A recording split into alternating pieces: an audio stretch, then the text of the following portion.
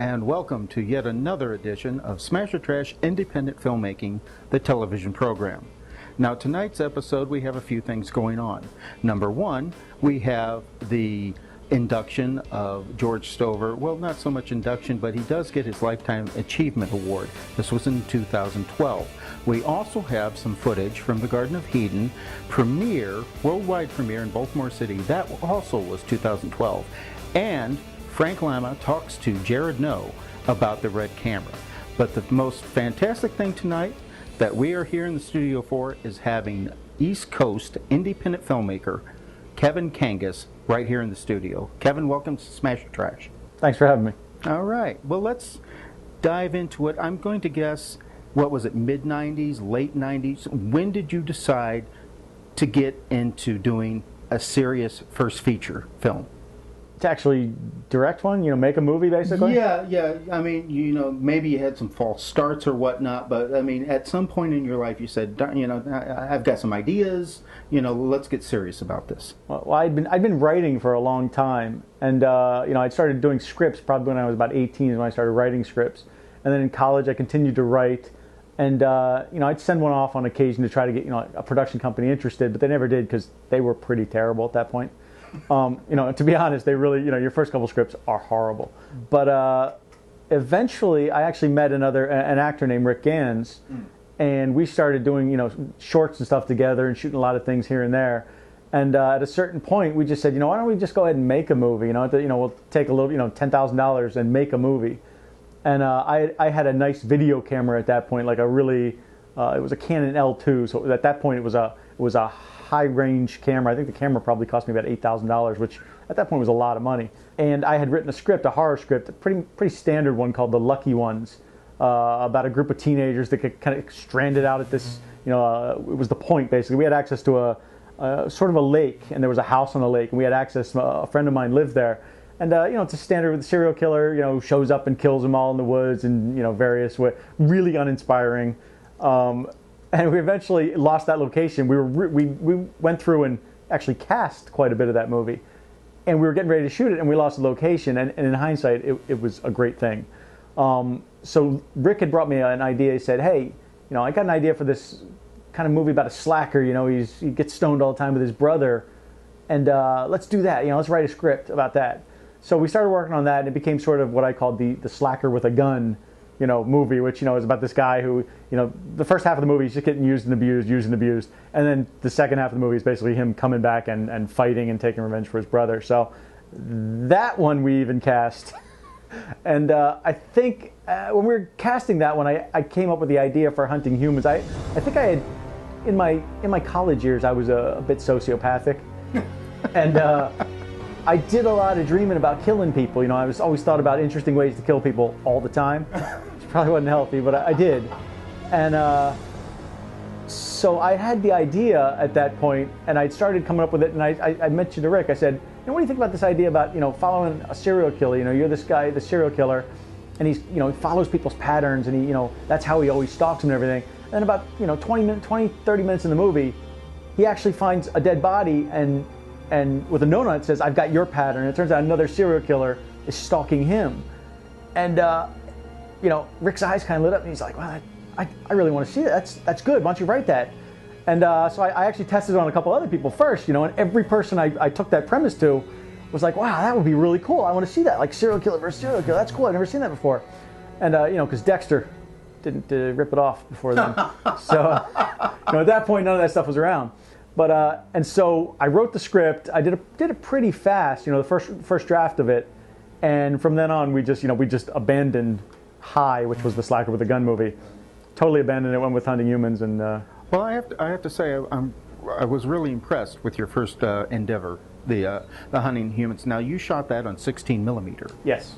Now, is that because the people behind the camera, is that the kind of equipment they had, or had you intended on video at any point? Or no, at that point, I remember at that point, it's so strange looking back because it seems like it's so long ago how technology has changed. But at that point, distributors didn't take you seriously unless you shot on film, because video had a whole different look to it. It just didn't look like a movie, which is really funny in hindsight now, because all the filmmakers are trying to make movies look like video. You know, like Peter Jackson's going 48 frames per second because he wants things to look more like video now.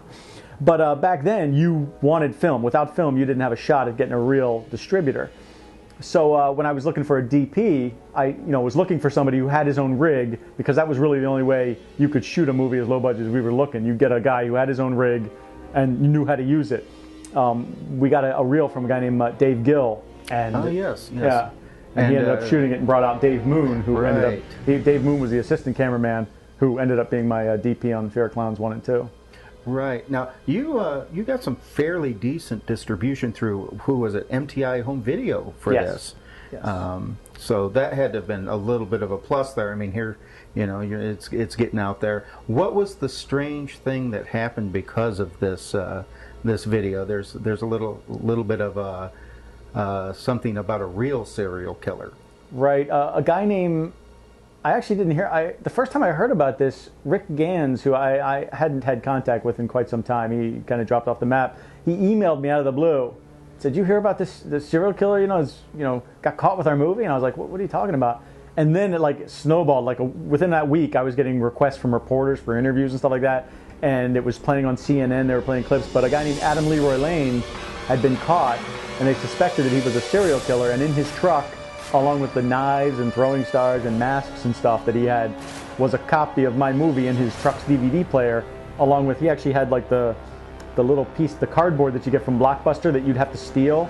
Like if somebody rents your movie, the piece of cardboard behind it says, what movie was there, so that Blockbuster, he had taken that. So I guess he's a big fan of the movie, but all of a sudden that movie was everywhere, and it was on Dateline, NBC, Nightline, CNN. Kind of a mixed blessing. I mean, here you have a real serial killer that has your movie, but at the same time you're getting publicity for it. Yeah, he's a fan. I gotta respect that he's. I gotta love all my fans, no matter what their defects.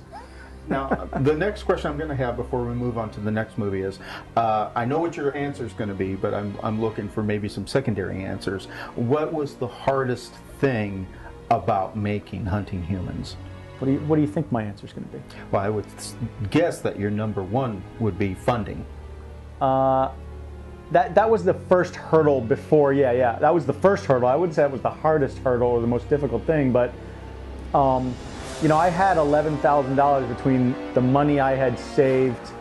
I basically sold a bunch of comics, and then I don't know if I've maybe not ever told anybody. Basically, at that point I owned a comic store, and I lived in an apartment, and I could not actually afford to shoot the movie and live in my apartment. So I moved into my comic store and slept on a futon for 4 months to save money. So between that, I had about $11,000, which was just enough to pay for the DP and all them to come out and to stay, and to buy, I think at that point we bought 24,000 feet of film. And that was it. So we had to keep real careful track of how much film we were actually shooting every day.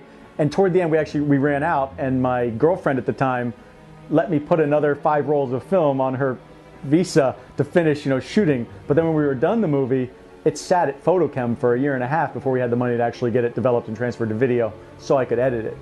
So that was, a big difficult, but a lot of it was just the unknown, of doing, it was the first time we'd ever actually tried to do a real professional thing and shooting this movie with, I didn't know the DP comes out, you meet him, I met him at the airport, him and Dave, and both Daves seem like nice guys, but you don't know whether they really know what they're doing, you saw if they're real, and you're shooting all this movie, and the problem, from now, people nowadays don't realize it, what you shoot on your video, you can just go look real fast and see what you shot, but back then you're shooting rolls, hundreds of feet of film, and that could be a big scratch through the entire film, and you don't know, and it was that hangs over you the whole time you're shooting, going, what do we shoot? Have we shot anything good? Is it all just, it could be just black for all you know. You just wasted $11,000 on nothing, and you have no idea. So that hung over me the whole time, and there was a point toward the end of the shoot where I remember, we were all getting kind of down and weary and tired and very exhausted, and I think,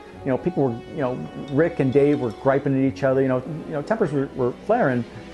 So I paid some money to get a lab to do 300 feet. I picked 3 reels that had some cool scenes on them, and I said, let's see what this is. Let's see if we got anything, and got them just reeled a quick one light transfer overnighted.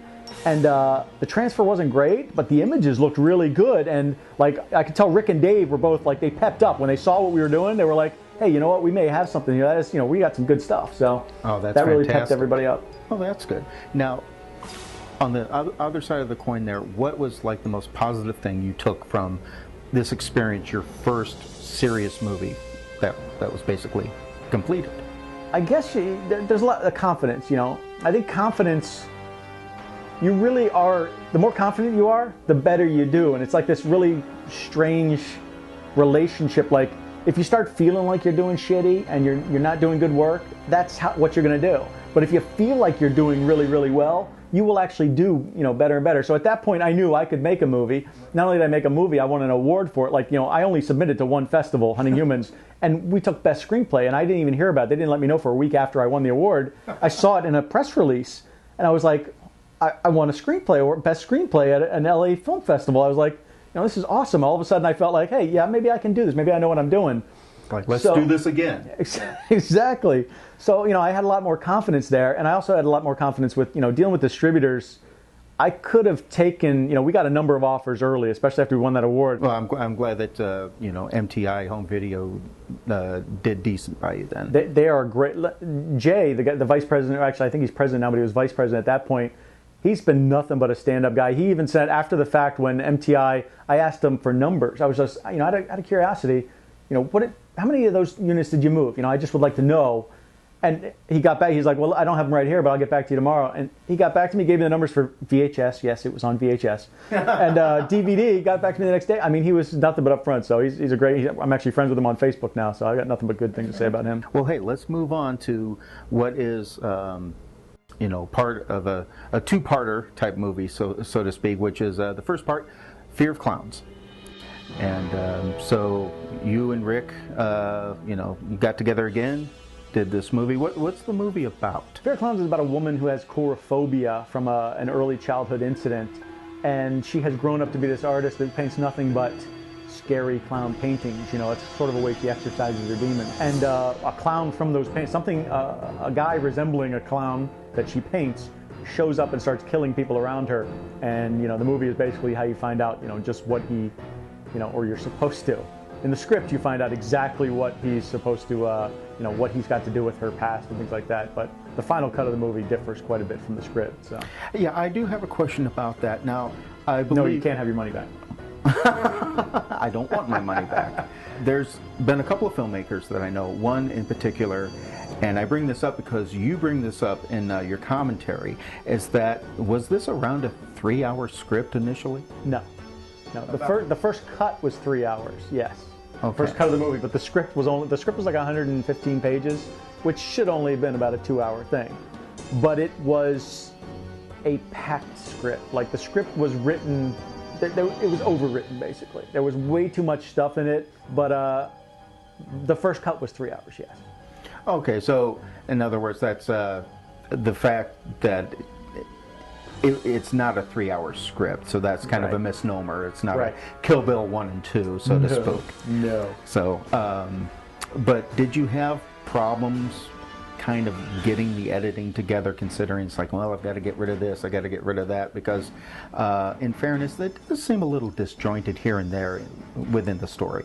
Yeah, well, the problem is that the script as written had problems, but we were forced to shoot or basically wait through a whole nother winter to do it. And I thought, you know what, at that point I'd won some editing awards, and I was pretty confident, I was very confident as an editor, quite frankly, and I thought, I'll fix it in the editing room, which is, I've fixed many performances in the editing room, I've fixed a lot of stuff in the editing room. I thought, you know what, I'll fix it in the editing room, because I think it works on the whole. But I'd always been worried that at the end of the movie, when Shivers the Clown is caught, there's like another 15 minutes of script. And I'd always worried when I wrote it, do people really want to know who was pulling Shivers' strings, or will they zone out because he's been the face of the bad guy and he's such a powerful presence? Will they just kind of zone out at that point? And I was right in the editing room that yes, that's where the movie should have ended, but there's another 15 minutes. But the problem is, if you pull out that 15 minutes, a lot of stuff in the movie didn't make sense anymore. So all of a sudden I was kind of creating the movie in the editing room. Shivers doesn't hear voices in the script. He's not that crazy in the script. Yeah, he's really talking to someone. Right. So I had to all of a sudden create all these things to make him out to be a lot crazier than he is.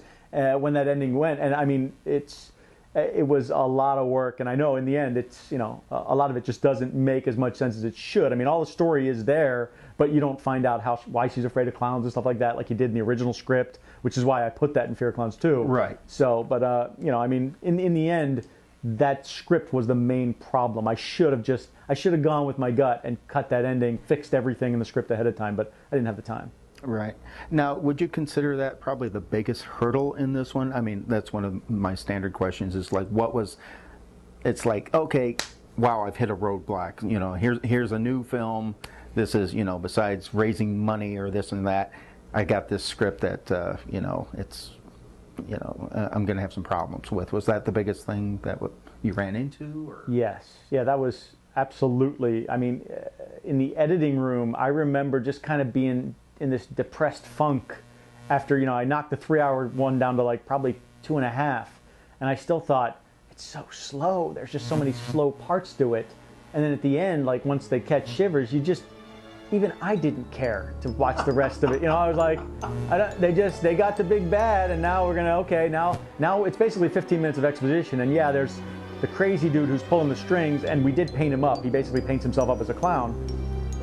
But it just wasn't enough, and we had so many problems. The other problem is that the footage that we shot was terrible. I mean, there was pouring rain that night, so we had problems. The stunt guy didn't show up, so I ended up doing all the stunts in the car with a knife. Like basically I jump on a car with a knife, and then the car pulls off and I fall off with the knife, and I'm a perfectionist, so they're like, you know, Dave, who was shooting it at that point, is like, you're not gonna have that knife in your hand when you fall. And I'm like, yeah, I'm like, are you gonna see it? And he's like, probably. And I'm like, well, then I'm gonna have it in my hand. He's like, you're gonna stab yourself. And I'm like, well, if you're gonna see it, I gotta have it in my hand. So, and of course we had to do it like 3 times to get the best roll. So, but in the end, it's a terrible scene. So it had to go. It's basically just one of those points of learning point, you know, it's like, yes. Okay, not gonna.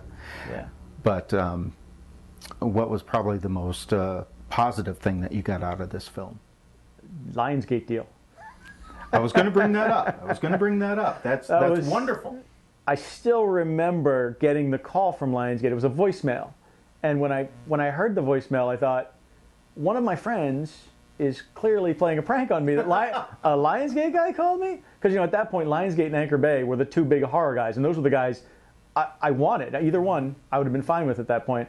So I called the number back, and it went to LA, and it went to a switchboard. And they're like, you know, can we tell you, you know, where can we pass you to? And I gave the guy's name, and it turned out it really was Lionsgate. And Lionsgate had seen the trailer and the poster, and they said, the guy on their phone said, I can't believe nobody's taken this name for a movie before. I said, yeah, me neither. And he said, well, we're interested, you know, send us a screener. And from there, it was a Lionsgate deal. Oh, that's fantastic. I mean, I have been on your blog, and I have read some of the testing or the quality control stuff that you had to go through on that afterwards. But just the fact that a large distributor wanted you, that had to have been excellent. Yeah, it was very, very big, very big. That leads us to one of my favorites of yours, and that's Fear of Clowns 2. Now, the reason being is that I don't know what it is. Maybe you've just really learned the ropes in between these, but the difference between the movies is night and day.